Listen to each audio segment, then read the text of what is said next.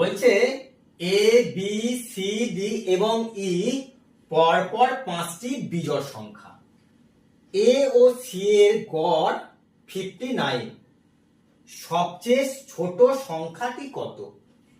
এখন আমরা দেখো পরপর এখানে যে 5টা সংখ্যা বিজোড় সংখ্যা বলেছে, পরপর যে 5টা বিজোড় সংখ্যা আমরা এইভাবে লিখে নিচ্ছি, A B C D E. এই হলো 5টা পরপর বিজোড় সংখ্যা। এখন তোমাকে বলে দিয়েছে এ ও সি এর গড় 59।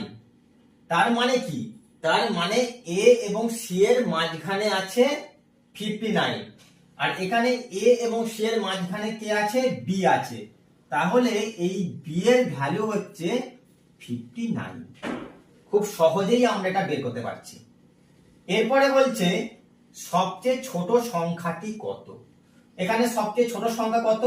যদি আমরা 59 থেকে ডান দিকে যাই তাহলে সংখ্যা পরপর বাড়বে, আর যদি বাঁ দিকে আসি তাহলে কি হবে? সংখ্যাটি কমবে। তোমাকে বলেছে যেগুলো বিজোড় সংখ্যা বলে দিয়েছে, তাহলে 59 এর আগের বিজোড় সংখ্যা কত?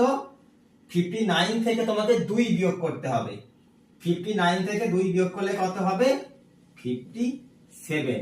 কারণ একটা বিজোড় সংখ্যা থেকে পরবর্তী বিজোড় সংখ্যা যেতে গেলে তোমাকে হয় 2 যোগ করতে হয় অথবা 2 বিয়োগ করতে হয়। যেমন ধরো 3 একটি বিজোড় সংখ্যা, তাহলে পরবর্তী বিজোড় সংখ্যা কত হবে?